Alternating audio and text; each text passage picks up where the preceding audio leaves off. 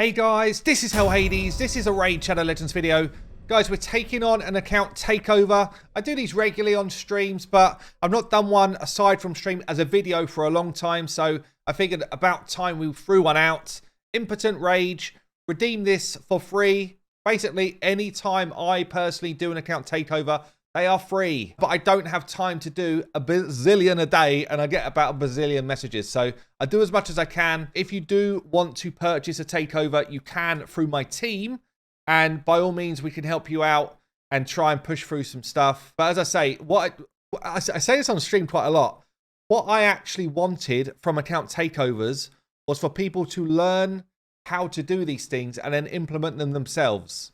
That was my aim. But as I say, if you really cannot do that, then we have a section on the hellhades.com site for takeovers where you can kind of find some stuff if you want to. So let's get into Impotent Rage's accounts. Level 88, so he's pretty well established in the game. He has got a pretty stonking great haul, honestly. Lots of gold mixed in with this kind of silver. Win rate's at 73% with not very many battles. We're only on Wednesday, but still, this is a concern for gold too. This is a concern to me, just to kind of be like, I know arena's hard. I don't know all these comments now. Arena's hard. Yeah, I know it is. But still, this feels low in terms of a win rate. And that's something which is kind of worth just exploring for a second. You know, in gold 2, I would expect to see a very high win rate. Speed into drop defense, maybe some control, and then damage.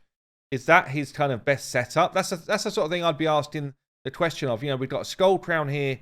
I would have thought is better as a nuker than the Kale. It kind of feels like this has just been left to rot. Let's have a quick look at these builds as well quickly before we get into the main purpose of the takeover. So very fast for his nuker.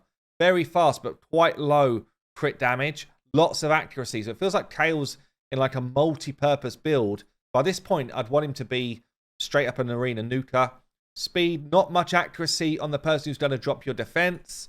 Yeah, these are basic mistakes. Basic mistakes on champions. Good accuracy, good speed, good damage. This is actually quite a good build. And in the Arbiter, the fastest one in the team, 310. And the rest of it seems okay. So I actually feel like the War Maiden and the Kale build here are probably the reasons that he is losing out in these arena fights. More accuracy on the War Maiden. Make sure that you drop that defense. Also question to yourself, is War Maiden now my best option? We've got a Zardala down here that does the same job. We've got a Tyrell. We've got a Deke. I mean, don't just stick with War Maiden because you've used her for the last, year of playing the game. War Maiden's not the best option anymore. Probably it's Deke. Yeah, because you also get a bit of a turn meter thing going on with Deke. So just kind of rethink yourself. And then it's like, is that the best option? I'd say that's probably better. AoE provoke. Yeah, and then is that the best option? I'd say that is definitely better. And then you get this Skull Crown doing an absolute smack. This is a better build anyway, apart from the crit rate is very low. So it's actually not a better build. But yeah, this is what I would have done anyway. So let's get on to the main reason for the takeover. Basically doing a 2-key in Clan Boss and has said, use any resources you want. Please get me onto, 2-key on Nightmare. 2-key Clan Boss team on Nightmare. And he wants to move up to Ultra Nightmare. Anything juicy for the video? No. Might still be a keeper on this account. We'll see. So, what have we got here? Kale is still in the Clan Boss setup. We've got a Cleanser. We've got a Counter Attack. We've got a Decrease Attack Champion. A Leech ability to give us some healing. Two lots of healing here, so we don't need life still. And then we've got some poison kind of doubling up here. We've got an Ally Protect, which is useful. I mean, if Kale was purely in there for poison, Nephral is a better shout. I'd also say that Sepulcher might be a better champion than Tyrell here. Let's have a quick look at the champion pool. What would we do to try and make this work? I guess, firstly, let's just see what the team looks like. The team that is running Clan Boss, okay speed, good defense, very high, quite a low base health there on Tyrell, who's going to be a kind of stun target as it stands. Bad L has got some perception gear as well. Good speed. The builds are just kind of a little bit weird. Like, this defense is very low. The crit rate is very high. We've got a ninja sitting in the mix here saying, why aren't you using me for damage? Let's have a look at the Skull Crusher. Stalwart gear. This build is actually pretty damn solid. 193 speed. Doesn't need as much accuracy as this, but it's not a bad build. We've got a Razin in the mix here that isn't being used. We saw the Kale build already. So it feels like we just need a bit of sharpening up. It just needs a bit of understanding what champions are actually best for your clan boss team, and then go full in or in terms of resources to make them work. Now, if you're going for Ultra Nightmare Clan Boss and you don't have a kind of standard unkillable team, I'm just having a look here. I'm not seeing an unkillable team pop out to me. Let's just have a look in the vault to make sure there's not unkillable fellas. Because unkillable is by far the easiest way to beat up Clan Boss. Yeah, so if you've got a Man-Eater or you've got a Demither, they're the two really which make Clan Boss super easy. And we're not seeing him here, so we're going to have to go with a more conventional, old-school Clan Boss build. Sandlash could be useful. Let's get Sandlash out. So yeah, we'll go with a more conventional build. And ideally, if you're trying to do Ultra Nightmare, you want to try and get yourself on a 2-for-1 speed comp once you start to get yourself into this sort of position. He's got loads of 60s here. We've actually got Vizier. We've got a Geo sitting down here. We've got Ninja. Like, we've got some very, very good champions to play with. We've got Sepulcher. We've got Bad L that he's using already. We've got Mashold, who actually can help us with that 2-for-1 type of setup. So we've got a bunch in the mix. I'm going to try and work through the best combination of champions, and then we'll start building people out. Okay, for anyone who is trying to build a speed tune and they're like, I've got no idea where to start, deadwoodjedi.com, awesome website. It's got loads of information about Clan Boss. This is where I come. Yeah, I come in here and I'm like, right, I want a 2-for-1 speed ratio. And I know that I've got Mashold. So I see this one right at the top here. This is going to be the one that I'm going to want. View the composition, and it kind of gives you a list of speeds that you need, how you play it, and then you can kind of click in and see what champions this has got. So I could go into here, and it would give me a selection of champions which the original team was built from. And then you just need to look at this and say, right, where do people's abilities play out? And where do I want to slot my champions in to do the same sort of abilities? So I've literally done that with this setup. And I've swapped in Skullcrusher, Geomancer, Sepulcher, Bad L, and Mashold. The reason I've done those particular champions, so Skullcrusher gives me a counter-attack. And this properly sinks in on turn 9. So turn 1, turn 2, turn 3. Yeah, it goes right down. Turn 9, you see that we start to get everybody on the team always hitting twice. And that means that we're going to get a damage ramp right up. Up until that point, you just need to make sure that you're in control of what's going on with stuns. And for that, we're using Sepulcher here for our A2 before the 2 stuns hit. And then from turn 9, we actually get Bad L kicking his cleanse right at the start of the round. So we then cleanse a stun off from every time from that point onwards. If we're up against Affinity, you'd need to swap it out and make Sepulcher come in earlier for her block abilities, especially if it's Spirit Affinity. You'd need Sepulcher to using her A2 earlier on, and then you still would fall into line later on. You just need to manipulate it. So this is the build we're going to do. They're quite quick speeds. Geo's also currently a level 50, so I'm going to see if we can max him out. And then, yeah, let's see what we can do. Okay, then, we're going to do the builds. We're going to jump onto the optimizer for this. I could go into team optimizer. This is actually something that's worth looking at. So if I go into suggest a team, which is part of the package now in the optimizer, it will actually throw back to me the team it recommends for most damage. So we've actually got here a 2-key Ultra Nightmare team using Geo, Sandlashed, Sepulcher. This is interesting. So it's different from the team that I'm going to choose.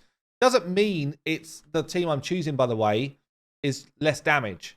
It just means that these particular teams have got a run captured that has done this level of damage. So 39 mil is actually pretty damn solid from this setup here. And I can see full details like this. And it will show me the type of set. So this is someone who's running all Lifesteal gear, all War Master builds, and it shows me their kind of stats and stuff. So it's pretty cool that you can see that if you don't want to try and build something out yourself. I'm going to still stick with what I'd hoped to build out. So I can put in here my leader being Sepulcher, second champion being Bad L, we then got Skullcrusher.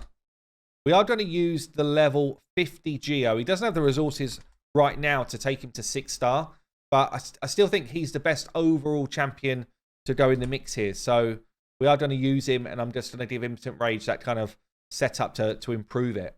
We put them all in. We then need to go through and just kind of give them all their base stats that I want. So let's just reset the settings. Different champions, we're going to do different things. So for Sepulcher, we're going to go for a damage build. So Sepulcher, we need a 212 speed minimum. We need her to land decrease attack, so that's going to be a minimum of 230 accuracy. And what I like to do is just play around with speed. So if I was to increase Sepulcher's speed, at what point does it change? Here, see that? See the way it all changed? I don't want that change to happen, so that means I'm running out of sync. So actually 212 to 216 is my speed boundaries to play around with in this sort of comp. And that's what I'm going to do per champion. I'm going to build in their requirements. I'm going to do damage where I need it. Probably the only person that doesn't really require any damage is Skull Crusher. I just want him to have as much survivability as possible. So my ally protection champion, I'm going for the right speeds for the build, but I'm also going to tell it a balanced build with as much importance on HP as possible once I get a minimum of 3.5k defense. Probably could even push that defense up a little bit more, but basically I need him to mitigate as much damage coming into him as possible. The only champion that I'm going to do a little bit differently here, Geo, he needs a reasonable amount of speed, so it's going to be difficult to see if we can do this. I would really like Geo to be in stalwart gear, mainly because he's a 50, level 50 champion. It's going to be hard to do though, I think, at the speed that I want, so it might fail. I don't care about any crit rate. I do need accuracy, and we're going for a balanced build again. So some defense, some HP. Let's take that out. Let's see if that works. And then my Mashold, we need 238, 241. I will go for a damage build here, but with a minimum defense requirement. So that's what we're going for. This is quite a tough set of builds to do. I'll put the fastest people at the top, hit the start, and see what it comes back with. It will either kick back, yes or no, we can achieve the builds. And then from that point, we can kind of make decisions. If it achieves like 4 out of 5, then I'll just go back and individually gear that champion. So we've had a couple of failed builds come back. What I've started to do is actually just go through and find pieces of gear like this one here. You can't see because I'm in the way. Like this one here, where we had like a couple of rolls or a roll into something, and then it was just left. And I'm trying to find stuff in perception gear, speed gear, and I've done stalwart as well to try and just boost the opportunity to find good pieces for the optimizer, because we've got gear on this account, but it's just not rolled up. There's also, so that's not rolling very well. It still might be a good piece though, because perception with a bunch of defense is going to help us find some of our requirements.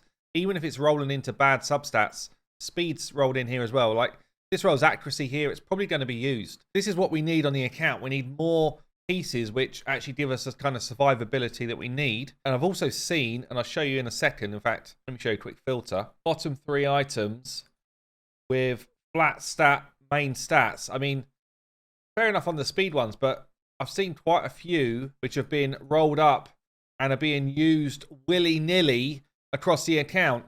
And it's just like, damn. You're wasting your silver. You're wasting your time. Don't be doing this, Impotent Rage. You've watched my stuff enough. You know. You've watched it enough that they are not the pieces to be investing your silver in. Okay, this has been a really tough build. I've had to roll a ton of gear. We're down to like 73 mil. I don't know if you guys seen. I've spent tons of silver to get this build done. Tons of silver, and we've had to move a lot of gear around. So I don't even know if I can show here very well. Look at all the pieces I've rolled up. Impotent Rage, Impotent Rage. It has been a roll fest. And it's because, although the account is well advanced in the game, look at all these pieces. It's well advanced in the game, and it had good gear. The gear wasn't being utilized yet. We had it ready to go, but it wasn't rolled up. So, you know, one thing I would always say is, if you feel like you've got a good piece, roll it to 12. At least roll it to 8 and see if the rolls go in the good place, and then either sell it on or roll it to 12, because, you know, this build could have been done a long time ago, I'd imagine, if we had a better kind of system in play for gear. So let's go through the champions then. We've got Skull Crusher. This is a really good example of stats over sets. I'm not looking for sets here. I'm looking to hit those requirements that I want. On my ally protector, we've got the right speed for this build. We've got good defense, and we've got high HP. The more HP, the better. If I could have got this higher, I would have got it higher. And I'm not fussed about any other stats on him. We've got Mashold, next quickest. Has got the right speed. I've tried to pump some crit rate. I've got the right accuracy to land his leech. And then we're looking for defensive stats. Again, better gear, I would have pushed for 100% crit rate while still trying to improve on the HP level. So the HP level's a little bit low here on Mashold. Next one in the mix is Sepulcher. We've got high defense. I've gone for the 100% crit rate on her because she'll actually punch some damage out. And she's also going to be my stun target. So high defense, not as high HP is actually quite important on your stun target. Enough accuracy to land a decreased attack. We have got ourselves, who's next on the list? Bad L. Perception gear. See how often we've got perception gear here on these guys that need accuracy? Good health, good defense. It's probably a little bit low on defense. We did push for the 100% crit rate. If he's just dropping too early, I'll get rid of the crit rate and I'll swap it for more defensive stats. But enough accuracy to land a poison. And then we've got Geo, who's only level 50 at the moment. So this build has got work, or has got room to work into. The main things I wanted here was enough accuracy to land his burn. I wanted as much defensive stats as I could get and the right speed. Yeah, so the defensive stats are low because I have to get my accuracy up through the build here. If we could use this banner and we get more stats when he levels, then all of a sudden this build blossoms and it becomes way easier to achieve what I want to achieve. But it's much harder. He's also got no masteries. Everybody else does have masteries, and it's pretty much what I would class as a standard clan boss set. Skull Crusher doesn't have a War Master. That's going to hamper us a lot in terms of his survivability. Once he gets War Master, this run goes on for a lot longer. So I'll be honest with you here. My first run failed, and it went out of tune, and I was like, what has gone on? And it was actually something crazy simple. So I was actually running Sepulcher at 212 speed, and I was running Mashold at 238 speed. But what I had not done is I'd not put in the sets correctly in this setup. And this is so important. I get countless times people say to me, this doesn't work for me. I can't make it work. Watch what happens. If I put in what she's actually wearing, which is speed and perception, not just perception gear, it totally throws the tune out. It totally throws the build out, which means that I have to increase her speed by 1 to get back to the tune that I had before. And that one error literally just created my clan boss whole setup to fail, and I wasn't cleansing at the right time. I wasn't cleansing the stun. So if you're trying to recreate this build and you don't have the precise same thing, it's fine, by the way. You just need to be able to tweak your speeds up by 1 or down by 1 to get back to the same tune. Okay, so we're going to run it through now, and hopefully, fingers crossed, this time it works.